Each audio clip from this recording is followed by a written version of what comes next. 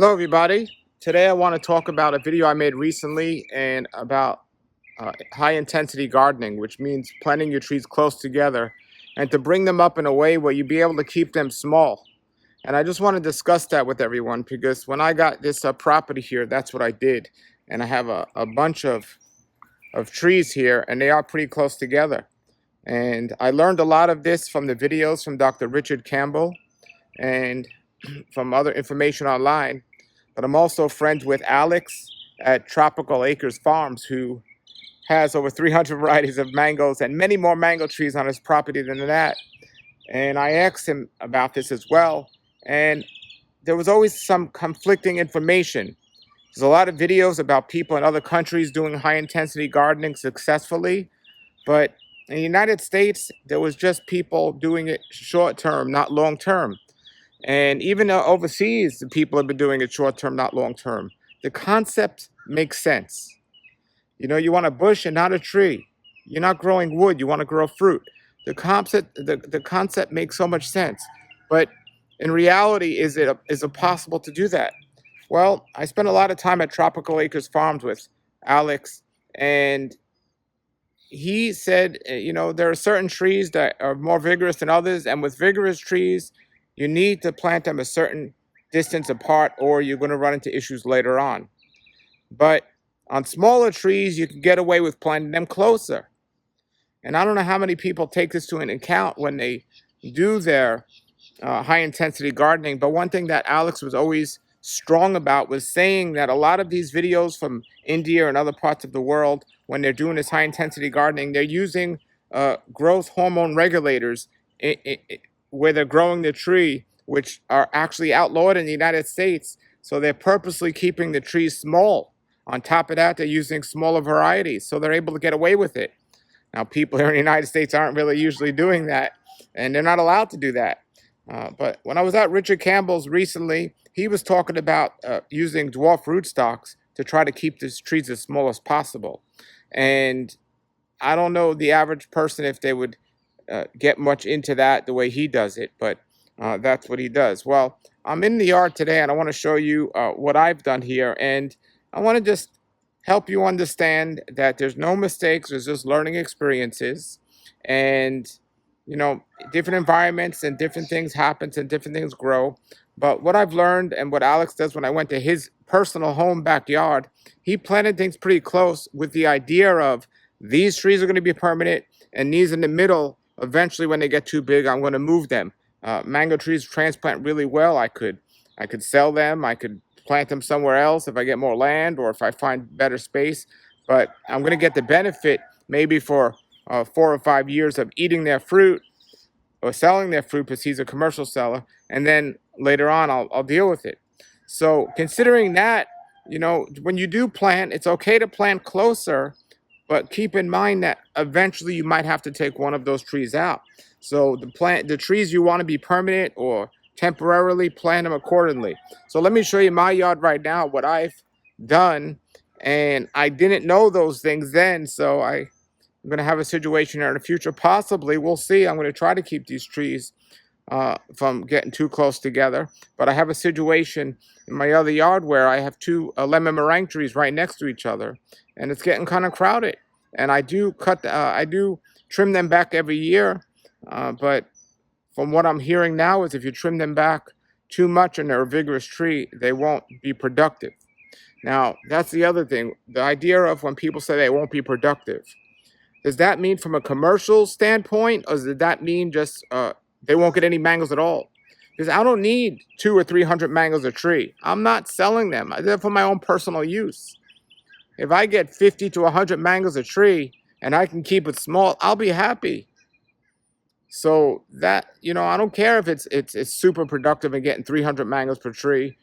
If it's going to mean I can't have that tree because it gets too big and you can't keep it small. But if I can keep them small and still get some mangoes, that might be a solution for everyone. That's why I say, we got to look at our situations and look what it is. These mango growers that are saying it won't be productive, does that just mean that, they won't get enough to support their business and sell them?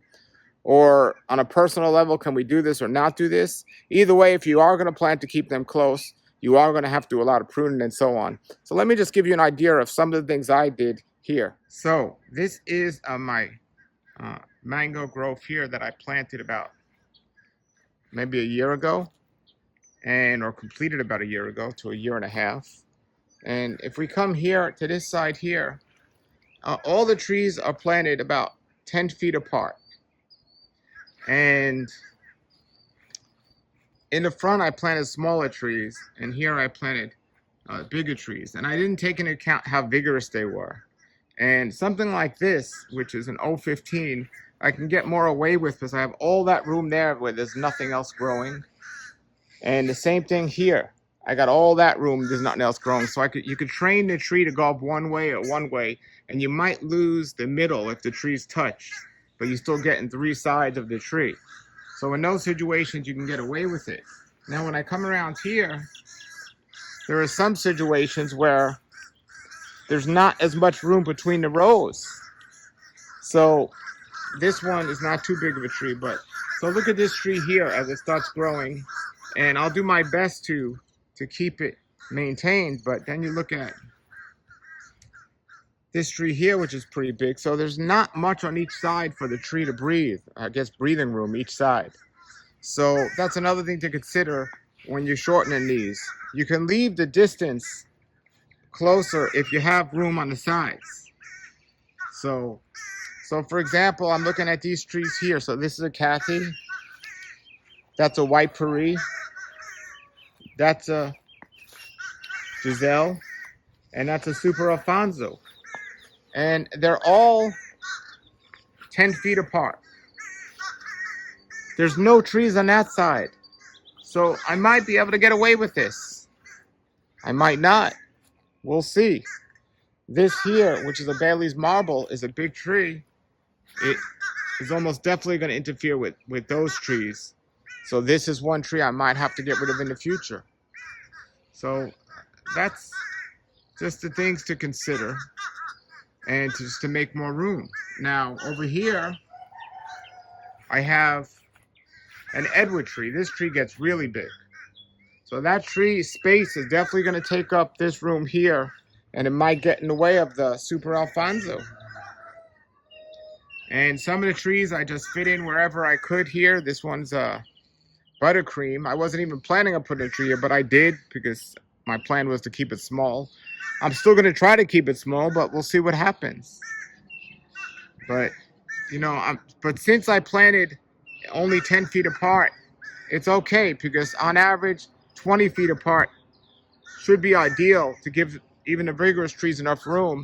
So this tree here, which is a guava tree, if I have to remove a tree, you know, I could either move this one or that one. You see, if I move the tree in between, that'll give me the 20 feet going that way. And the rows will still be 10, but I planted them interspersely, so that'll still give me more room there. So here we have an example here.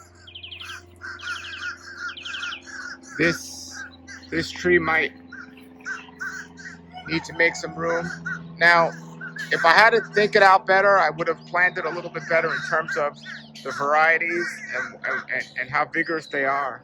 But it's not too bad, because I'm looking now and I have a lot of room on the different sides. So I guess the key is, when you're doing this, make sure, you know, it's an experiment, and I'm not going to say who's right or wrong or what's going to work or not work. But from the experience of what a lot of people are learning, and also experience of what they're doing, if you close this tree in too close to another, it's not going to do as well as if you didn't. So yeah, we take our learning lesson, but I'm still going to get fruit off this tree for years, maybe 5 or 6 years before this becomes an issue.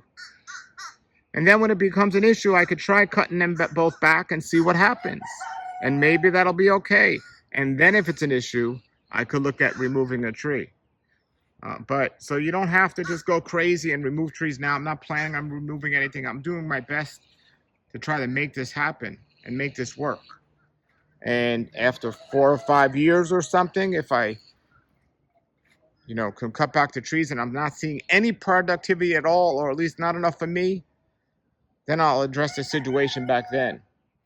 But it's your yard, folks. So do what's going to meet your needs to the best of your knowledge. So this one was just an open space I had here, and somebody gave me a pickering, and it's the only space I had. So I put it there now. That grows small. We'll see what happens. We'll see what happens. And that's another thing about this is I know somebody who has a Valkyrie, which is supposed to be a giant tree, and for some reason that tree is dwarfed. They don't know if it was on the rootstock or what, but that tree is dwarfed. So you don't know the exact behavior of these trees. So wait and see what's going to happen before you start removing things and doing things. Let's come here and look at this real quick before we finish here. And I welcome your comments and your experiences with this. So that is a Namduk Mai tree my neighbor has. That's a white sapote tree my neighbor has. I haven't measured how far apart they were, but he cut them both back. But as you can see, they're getting pretty close. And then he has a black sapote, which is really far apart, but it still gets pretty close. So when you're doing like what I'm doing here, we're just planting trees at first. It looks like you have a lot of space, but that space does fill up quickly. So just things to keep in mind. Things to keep in mind. And, if you're going to plant some trees, just consider, well, this might be a temporary tree. This one I definitely want, and this is a permanent tree.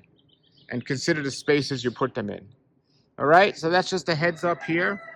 All right, I hope that was very helpful, that information, everybody. I'm going to continue to interview people and go to local farms, and I'd like to travel the world and speak to people who are doing this and who are doing this with success and for how long, and to find out more about this and to update you. I'm learning, you're learning, we're just all learning. And like Dr. Richard Campbell said in his video, and I'll put a link to that video below, a lot of this is a learning experience and through trial and error, or through trial and error. So we learn and we move appropriately from there.